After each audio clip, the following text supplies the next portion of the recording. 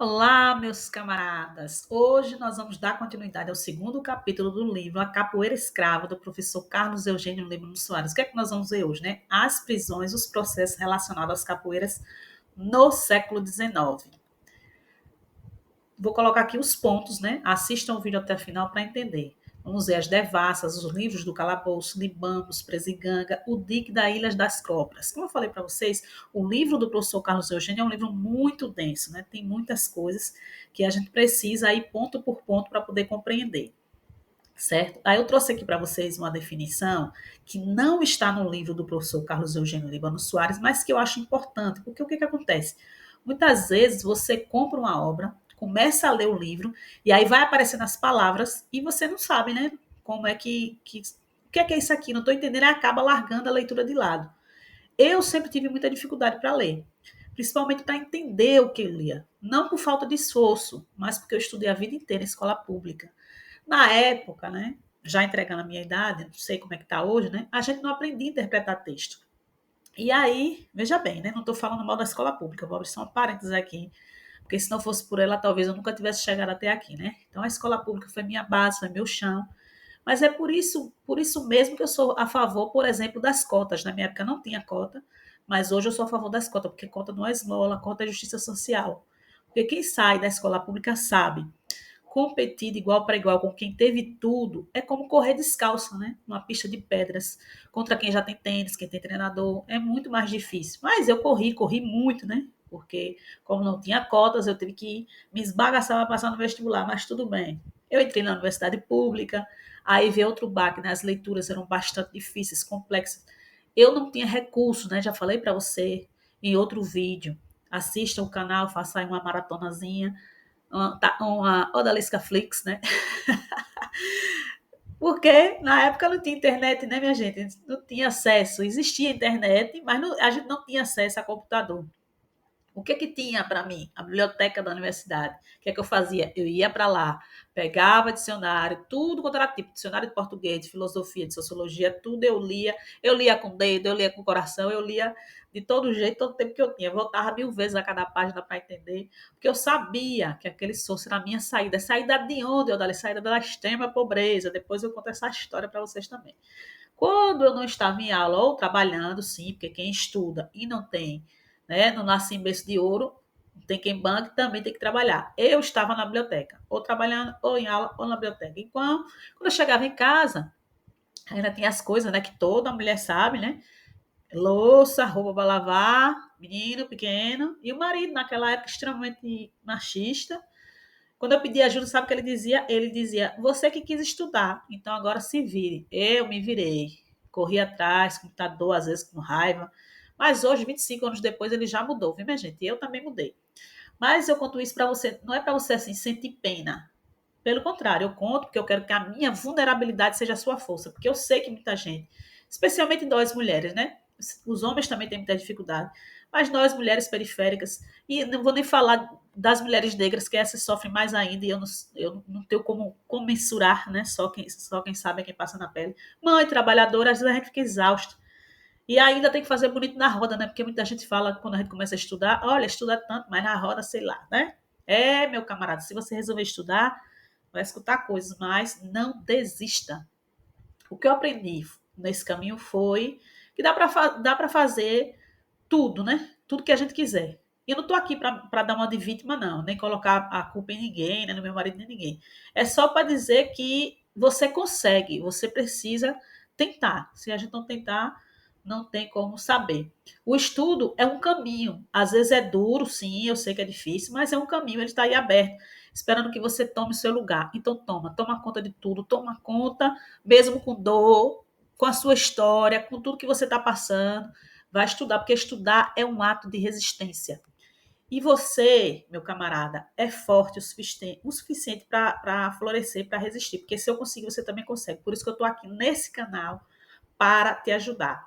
E aí, o professor Carlos Eugênio fala de devassa, mas não define. Então, eu fui buscar uma definição para você, para te ajudar, para você conseguir compreender melhor. Que eram as devassas? Eram investigações criminalísticas conduzidas pelo juiz com poderes para ouvir testemunhas, examinar provas e proceder de forma sigilosa muitas vezes sem o conhecimento do acusado. Aí o que eles faziam? Faziam uma devassa na vida da pessoa, acusava de um crime, ia fazendo tudo ali, colocando testemunhas, anotando no processo, sem a pessoa nem saber. Quem eram essas pessoas, né? Em sua grande maioria, para variar, preto, né, minha gente? Mas vamos lá. Aqui, o professor Carlos Eugênio vai trazer os códigos 401 e 402. Lembre que o código 403, que é onde aparece muito a palavra capoeira, ele fala no capítulo, no ponto anterior que a gente estudou no vídeo passado. E aí, eu vou deixar no final a playlist Capoeira Escrava. Se você não assistiu, assista para poder compreender. E ele diz aqui na página 93: somente foram registradas aquelas devassas envolvendo escravos, libertos ou negros livres, que na realidade formam a ampla maioria. Pelos dados recolhidos, vemos os crimes que motivaram a abertura de devassa contra africanos e crioulos. Neles, percebemos a diferença entre o padrão de criminalidade desses dois grupos. O ferido, a faca, é o maior motivo isolado de processos contra africanos, 45,5%, contrastando com crioulos, que têm nos homicídios o principal motivo de abertura de devassas contra eles. O uso de faca se aproxima das práticas dos capoeiras. Lembra que nós já conversamos aqui no canal, já tem um vídeo ensinando a você fazer pesquisa histórica e eu falo que o pesquisador tem que estar com o olhar atento, o olhar treinado, e esse olhar treinado vai perceber nas nuances, porque, por exemplo, desse códice 401 e 402 não aparece a palavra capoeira como aparece no códice 403, que todo crime ali arrolado era de capoeira. E aí é um grande documento para se estudar sobre a história da capoeira no Rio de Janeiro. No 401 e 402 não aparece, mas vai aparecendo esses pontos, como o professor Carlos Eugênio bem destaca aqui, como o caso de uso de faca. Então, faca de ponta, navalha, porrete são armas que os capoeiras usavam e a gente tem que estar atento quando for fazer a pesquisa. E aí, outro ponto que o professor Carlos Eugênio não fala nesse momento, que é o Código Criminal do Império do Brasil, mas eu achei pertinente trazer para vocês irem compreendendo as datas, mas ele coloca aqui os livros do calabouço, na página 95. Mas eu trouxe o Código Imperial para a gente ir fazendo as conjecturas. No artigo 295 desse Código Imperial, lembre que a capoeira ela só passou a ser crime em 1890, com o advento da República. Artigos 402 a 404 dos adios e capoeiras. Mas antes disso, a capoeira já era contravenção penal. E aí, nesse Código Imperial, diz assim: fazer parte de ajuntamento de capoeiras nas ruas, praças ou casas públicas com armas ou instrumentos capazes de ofender seria punido com prisão. Então, já tinha essa punição aos capoeiras, mesmo sem a capoeira ser crime. Isso é um ponto muito importante. Essa questão do ajuntamento foi bem discutida na obra do Figueiredo da Cunha, que será a próxima obra que nós vamos estudar aqui no canal. Se o canal tiver vida longa, isso depende de você. Se não for inscrito, se inscreva. E se gosta do conteúdo, curta. Não custa nada para você e é importante para que eu entenda que esse conteúdo está sendo importante para alguém. E para que o YouTube entenda que é um conteúdo relevante e entregue para mais pessoas. Então, se você gosta, faça aí a sua parte e vamos aqui estudar com o professor Carlos Eugênio Líbano Soares na página 95. Ele diz: o calabouço foi criado no tempo do vice-rei Luís de Vasconcelos e Souza, inicialmente para os condenados à pena de galés ou escravos, surgidos e levados pelos senhores para serem castigados, porque os senhores eles já levavam os escravos diretamente, eu acredito que é fugidos, deve ser um erro de digitação, provavelmente, que eu copiei e colei.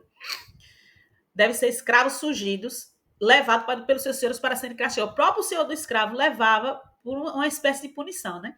Na década de 1810, foi transferido da praia de Santa Luzia, ao lado da central de guerra, que foi transferido o calabouço do exército para o Morro do Castelo. No final dos anos 1840, foi novamente removido para a Casa de Correção, no Mangue, que é um lugar lá no Rio de Janeiro, onde foi afinal extinta em 1874. Vê, foi construído em 1810 e foi extinto em 1874. Olha quantos anos que esse calabouço existiu. Antes de estar no Código Imperial Capoeira como contravenção penal, como algo que estava sujeito à prisão, já existia a prisão. É isso que eu acho interessante. Já existia o calabouço. Assim como no meu livro Escorregar Não É Cair, um jeito que o corpo dá, eu explico lá que em Sergipe os capoeiras foram deportados com a assinatura do governador Félix Belo Freire antes da aprovação do Código Penal de 1890. Então, sempre se fazia isso. Antes de ter na lei, já existia instrumentos, como o caso do calabouço aí, e os livros de registro do calabouço, para punir esses capoeiras, mesmo sem ter uma lei específica. Percebam como é interessante a história da repressão, não é somente porque está lá na lei como crime, porque está lá na lei como contravenção penal, porque existe um decreto, é porque existe a repressão a todo movimento, toda a cultura, toda a prática social, como eu gosto de dizer, ligado aos escravizados, ligado à cultura negra e também indígena em alguma medida, né? Mas só que os indígenas já foi outro processo de repressão diferente da questão dos negros. Mas a capoeira está envolvida nesse todo esse movimento, né? Como eu já falei para vocês, eu criei um e-book para contar essa história da capoeira assim, com essa mistura que nós temos, inclusive das lutas indígenas, que é interessante. O professor Carlos Eugênio também fala dos libambos. E aí, como ele não explica lá no livro, como eu falei para vocês, a gente tem que buscar, tem que estar com livro, com dicionário. Hoje em dia vocês têm uma ferramenta fantástica chamada internet e muitas vezes na mão, né, no celular. Então, vai lá e pesquisa o que é isso aqui que está falando. Vai, faz a leitura, pesquisa, que é interessante. Eu pesquisei para você. Aí coloquei uma figura para chamar atenção, né, para vocês perceberem a tamanha a crueldade que estava ali no cotidiano das ruas e o que eram os libambos. Plural do singular libambo, vem do quibundo, libambo, e tinha 3 sentidos principais. Quibundo, a língua, né, uma das línguas, né? E aí ele vai dizer, eu peguei no Brasil Iconografia e no blog abolicionista. Vou explicar já já. Uma das definições, algema coletiva, corrente de ferro usadas para prender vários escravizados ou condenados pelo pescoço, frequentemente ligados entre si, vigiados por guardas.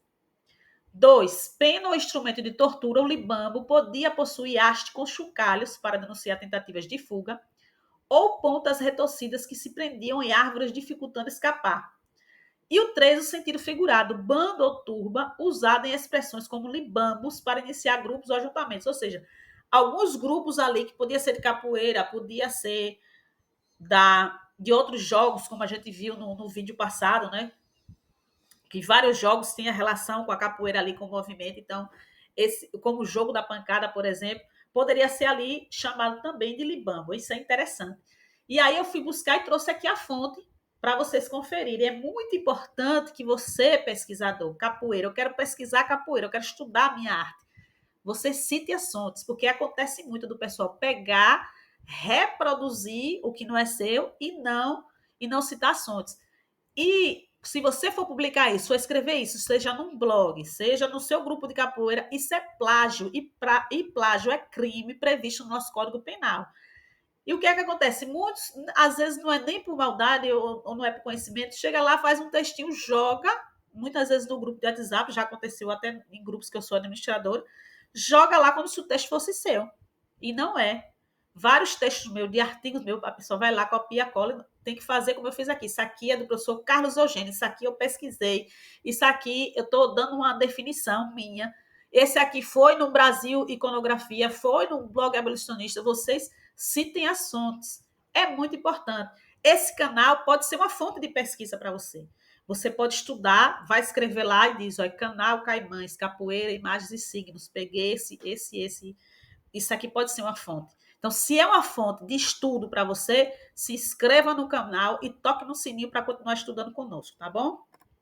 Então, o professor Carlos Eugênio vai colocar esse complexo prisional do Arsenal da Marinha, que tinha 3 prisões lá no mesmo local, na Ilha das Cobras, no Rio de Janeiro.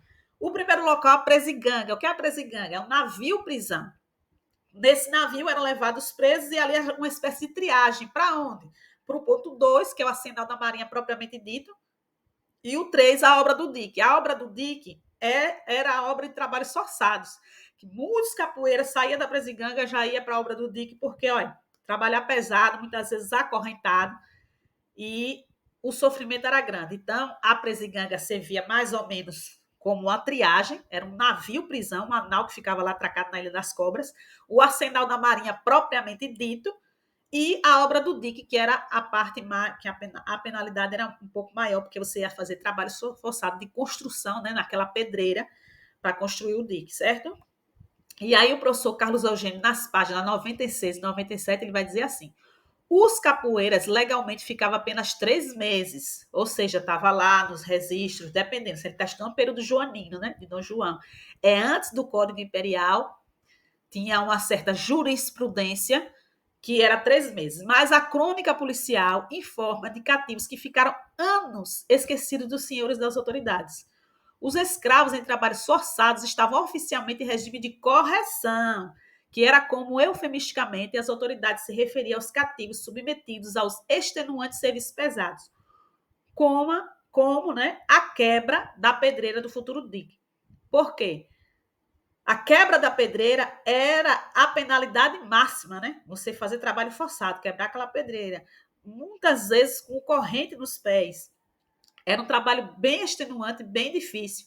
Então, existia essa coisa da injustiça de ficar preso mesmo sem ter, como eu falei para vocês, uma lei que dissesse que obrigasse a ficar preso, que a capoeira não era crime, mas ainda assim se arrumava uma forma. E aí, o professor Carlos Eugênio, na página 97, vai trazer esses dados da Presiganga, lembre que é o navio-prisão. Podemos observar, inicialmente, os dados relativos às entradas e saídas de presos do navio-prisão, Presiganga. Por meio deles, percebemos que a Presiganga era um imenso presídio flutuante de escravos, já que 93% dos ali detidos encontravam-se nessa condição. Podemos também comparar com os dados do Código 403, lembra? Do vídeo passado, quem não assistiu, assista, que resgata a proporção semelhante entre os capoeiras presos no período joanino, porque existia essa prisão. Lembra que o calabouço foi construído em 1810, ainda não estávamos no Império, ainda não estávamos com o Código Imperial na ativa, mas já existia essa prisão e esses livros do calabouço que registravam. Só relembrando para vocês. E ele diz assim: repositório, o que é repositório flutuante? O navio prisão da rebelião cativa. A Presiganga assistiu, longe dos olhares do resto da população, a incontáveis horrores esquecidos pela história. Ou seja, naquele navio prisão acontecia torturas, acontecia barbaridades que a história muitas vezes não conta por uma série de fatores. Mas sigamos aqui com o professor Carlos Eugênio.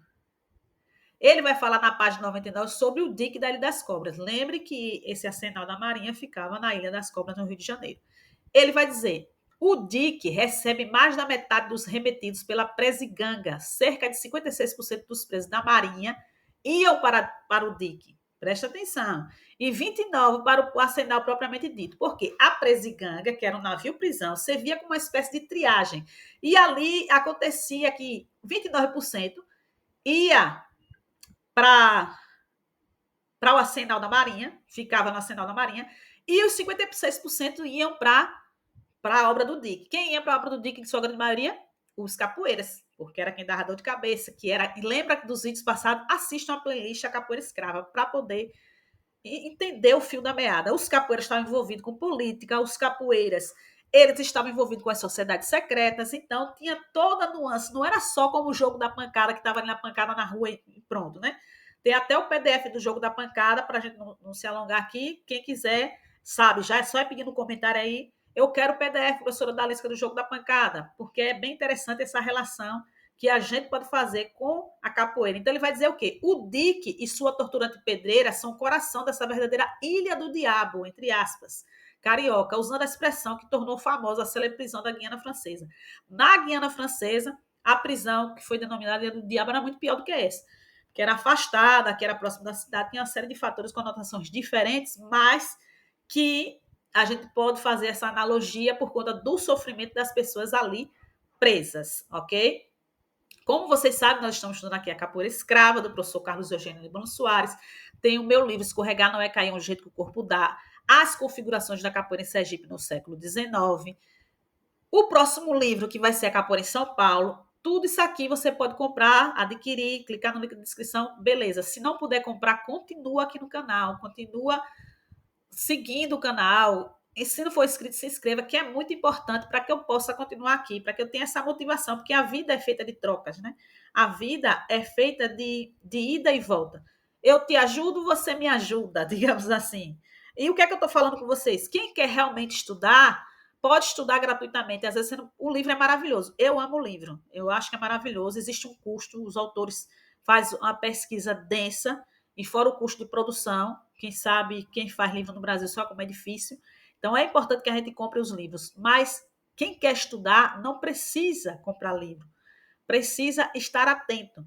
Você tem aqui o canal, como eu falei para vocês, uma vez por mês eu envio uma newsletter gratuita para o seu e-mail, é só preencher, um link que vai estar também na descrição. E você pode deixar aí nos comentários sua dúvida, suas perguntas. Por falar em comentário, tivemos aqui o comentário do Marcos André e do Rafael, que pediram o PDF do Jogo da Pancada e o PDF sobre as danças, que está também nessa playlist da capoeira escrava. Se você ainda quiser esse PDF, tanto das danças ligadas, né, desses movimentos que o professor Carlos hoje traz, e também do Jogo da Pancada, vocês colocam no comentário desse vídeo, porque se você chegou até aqui, até o final desse vídeo, porque vídeo longo não é para qualquer um, é porque você quer estudar. Então, você pede lá que eu coloco um linkzinho, você preenche e eu mando para o seu e-mail. Por quê, professora Analisca? Porque nós vamos mandar para quem quer estudar, porque tem muito curioso, tem muita gente que não chega nem até o final, né, minha gente? Então, vocês coloquem lá nos comentários do vídeo, não vale no grupo do WhatsApp, não vale no meu PV, só vale no vídeo. E lembre-se, capoeira tem que ter propósito, e na roda do conhecimento também tem que ter malícia, tem que ter mandiga, tem que ter entender. Axé, meus camaradas, até o próximo vídeo.